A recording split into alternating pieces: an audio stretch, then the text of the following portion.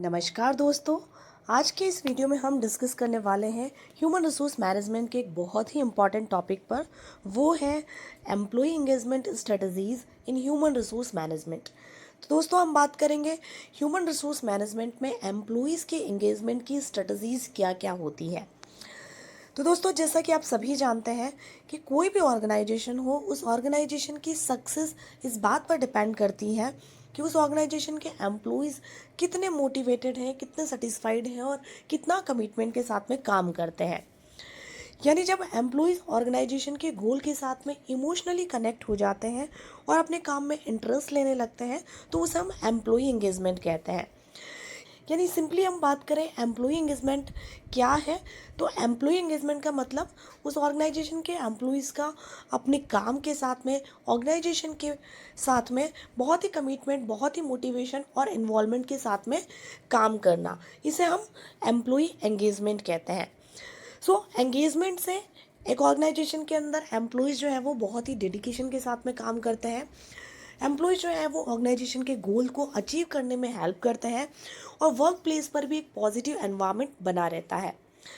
अब अब हम बात करते हैं एक ऑर्गेनाइजेशन के अंदर एम्प्लॉय के एंगेजमेंट की स्ट्रेटजीज क्या क्या हो सकती है। सो हम सभी जानते हैं कि ह्यूमन रिसोर्स मैनेजर जो है वो एम्प्लॉयज़ को एंगेज रखने के लिए अपनी ऑर्गेनाइजेशन के लिए कई तरह की स्ट्रेटजीज़ का यूज़ करता है। वीडियो के अंदर भी हम एम्प्लॉय एंगेजमेंट की कुछ स्ट्रेटजीज़ पर बात करने वाले हैं। तो सबसे पहली स्ट्रेटजी है इफ़ेक्टिव कम्युनिकेशन। ऑर्गेनाइजेशन के अंदर ओपन और ट्रांसपेरेंट दोनों तरह के कम्युनिकेशन होने चाहिए। एम्प्लॉयज़ को मैनेजमेंट की रिस्पॉन्सिबिलिटी बनती है कि वो हर तरह की इंफॉर्मेशन को शेयर करें, एम्प्लॉयज़ को फीडबैक देने की अपॉर्चुनिटी दे।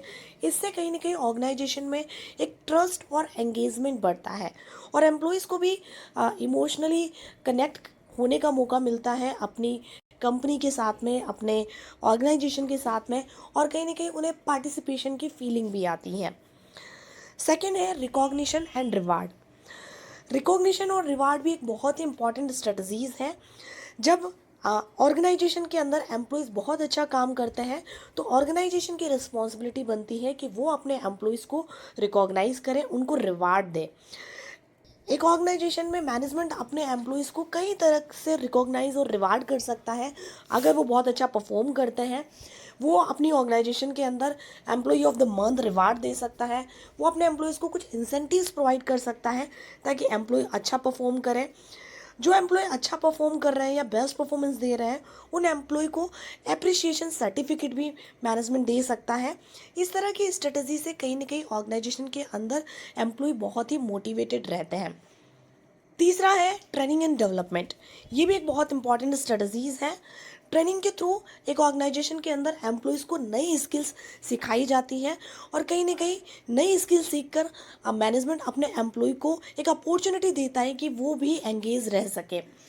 और ट्रेनिंग प्रोग्राम्स के थ्रू मैनेजमेंट अपने एम्प्लॉयज़ को कई तरह की स्किल सिखा सकता है। स्किल सीखकर एम्प्लॉय जो है वो कॉन्फिडेंट फील करते हैं, वो कहीं ना कहीं अपने करियर के अंदर ग्रोथ फील करते हैं, जिससे वो अपनी ऑर्गेनाइजेशन से और ज़्यादा कनेक्ट होते हैं क्योंकि उन्हें ये महसूस होता है कि उनकी ऑर्गेनाइजेशन का मैनेजमेंट उनकी स्किल्स के ऊपर काम कर रहा है, जिससे फ्यूचर में उनकी प्रमोशन के चांसेस बनते हैं। और अगर वो ऑर्गेनाइजेशन छोड़कर दूसरी कंपनी में भी जाते हैं तो अच्छी स्किल्स के कारण उनको अच्छी जॉब अपॉर्चुनिटी मिल सकती है।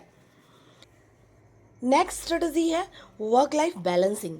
ये भी एक बहुत इंपॉर्टेंट एम्प्लॉय एंगेजमेंट स्ट्रेटजीज है जिसे कई ऑर्गेनाइजेशन यूज़ में लेते हैं। अगर एम्प्लॉयज़ को काम और पर्सनल लाइफ दोनों के बीच में बैलेंस करने का अपॉर्चुनिटी मिलता है तो उससे कहीं ना कहीं एम्प्लॉयज़ का स्ट्रेस कम होता है। सो वर्क लाइफ बैलेंसिंग जो है वो बहुत सारी ऑर्गेनाइजेशन के एचआर अपनी कंपनी के अंदर एम्प्लॉयज़ के साथ में काम करने के दौरान महसूस करते हैं कि बहुत सारे एम्प्लॉयज़ जो हैं वो वर्क लाइफ बैलेंसिंग की प्रॉब्लम फेस कर रहे होते हैं। तो मैनेजमेंट वर्क लाइफ बैलेंसिंग की प्रॉब्लम को सॉल्व करने के लिए उनके एम्प्लॉयज़ को फ्लेक्सिबल वर्किंग आवर्स प्रोवाइड कर सकते हैं, जिसमें एम्प्लॉय कंफर्टेबल हो और वो प्रोडक्टिविटी दे सके। उस कंफर्टेबल आवर्स में वो उनसे काम करवा सकता है। लीव पॉलिसी इस तरीके से बनाई जाए जिसमें एम्प्लॉयज़ जो है वो उसको छुट्टियां भी मिल सके और उन छुट्टियों के अंदर भी वो अच्छी तरीके से एंजॉय करने के साथ में वो काम के ऊपर भी फोकस कर सकें। इसके अलावा एक हाइब्रिड वर्क मॉडल भी एचआर अपनी इंडस्ट्री के अंदर या ऑर्गेनाइजेशन के अंदर अडॉप्ट कर सकता है, जिससे कहीं ना कहीं एम्प्लॉयज़ की वर्क और जो लाइफ है उनके बीच में एक बैलेंस बना रहेगा। लास्ट स्ट्रेटजी है एम्प्लॉयज़ पार्टिसिपेशन। एम्प्लॉयज़ को डिसीजन मेकिंग प्रोसेस में इन्वॉल्व करना एम्प्लॉयज़ पार्टिसिपेशन कहलाता है। और बहुत सारी ऑर्गेनाइजेशन जो है वो अपने एम्प्लॉयज़ को पार्टिसिपेशन देकर जो है उनका इन्वॉल्वमेंट लेती है। जब मैनेजमेंट को लगता है कि एम्प्लॉयज़ जो है उनकी ओपिनियन बहुत अच्छी है, उनके पास में बहुत सारे इनोवेटिव सजेशंस हैं, आइडियाज़ हैं, तो मैनेजमेंट अपने एम्प्लॉयज़ की ओपिनियन लेकर उनका मैनेजमेंट के अंदर एंगेजमेंट बढ़ा सकता है। तो ये कुछ स्ट्रेटजीज़ हैं एक ऑर्गेनाइजेशन के अंदर एम्प्लॉय की एंगेजमेंट की, जिससे मैनेजमेंट एम्प्लॉय के एंगेजमेंट को बढ़ा सकता है। अब हम बात करते हैं कि एम्प्लॉय एंगेजमेंट के बेनिफिट्स क्या है, ऑर्गेनाइजेशन के अंदर क्या बेनिफिट्स हैं और एम्प्लॉयज़ को क्या बेनिफिट्स मिलेंगे एंगेजमेंट से। तो सबसे पहले हम बात कर लेते हैं ऑर्गेनाइजेशन को क्या बेनिफिट्स होंगे एम्प्लॉय एंगेजमेंट से। तो सबसे पहला जो गोल ऑर्गेनाइजेशन का होता है प्रोडक्टिविटी इंक्रीज़ करना। अगर एचआर अपने एम्प्लॉयज़ को एंगेज रखता है तो कहीं ना कहीं उससे उस ऑर्गेनाइजेशन की प्रोडक्टिविटी इंक्रीज़ होगी। एम्प्लॉयज़ जो है वो इनोवेटिव होंगे, वो इनोवेटिव सजेशंस दे सकते हैं। इसके अलावा बेटर परफॉर्मेंस भी एक ऑर्गेनाइजेशन के अंदर रह सकती है अगर एम्प्लॉय का एंगेजमेंट बेहतर रहता है।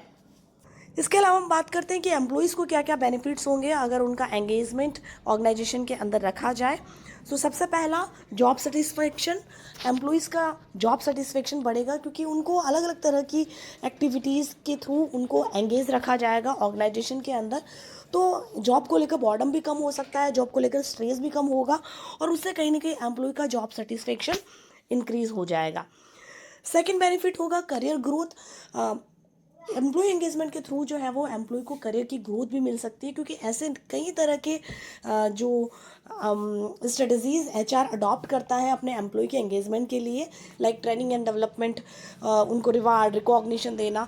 ये कुछ ऐसी स्ट्रेटजी है जिसके थ्रू एम्प्लॉय के करियर को ग्रोथ दी जा सकती है और करियर ग्रोथ से एम्प्लॉय को बहुत सारे फ़ायदे हो सकते हैं। इसके अलावा पॉजिटिव वर्क एनवायरनमेंट, हर एम्प्लॉय की नीड होती है कि वो एक अच्छे एनवायरनमेंट में काम करे जहाँ पर वो अपनी स्किल्स का यूज़ कर सके, जहाँ पर उसको नए नए तरह के आइडियाज़ उनके दिमाग में आए, वो इनोवेशन के साथ में काम कर सके और उसके लिए एक पीसफुल एनवायरनमेंट का होना बहुत ज़रूरी है। सो एम्प्लॉय एंगेजमेंट के थ्रू एम्प्लॉय को एंगेज रखकर एक पॉजिटिव वर्क एनवायरनमेंट भी क्रिएट किया जा सकता है। तो दोस्तों एम्प्लॉय एंगेजमेंट जो है वो किसी भी ऑर्गेनाइजेशन की सक्सेस का एक बहुत ही इंपॉर्टेंट की फैक्टर है। अगर एचआर मैनेजर्स सही एंगेजमेंट स्ट्रेटजीज़ का यूज़ करें तो वो अपने एम्प्लॉय को मोटिवेटेड रख सकते हैं और ऑर्गेनाइजेशन की फास्ट ग्रोथ के लिए भी ये एम्प्लॉय एंगेजमेंट बहुत ही इम्पॉर्टेंट है। तो दोस्तों ये वीडियो कैसा लगा प्लीज़ कमेंट करके ज़रूर बताइएगा। वीडियो अच्छा लगा हो तो वीडियो को लाइक और चैनल को सब्सक्राइब करना ना भूलें। Thank you.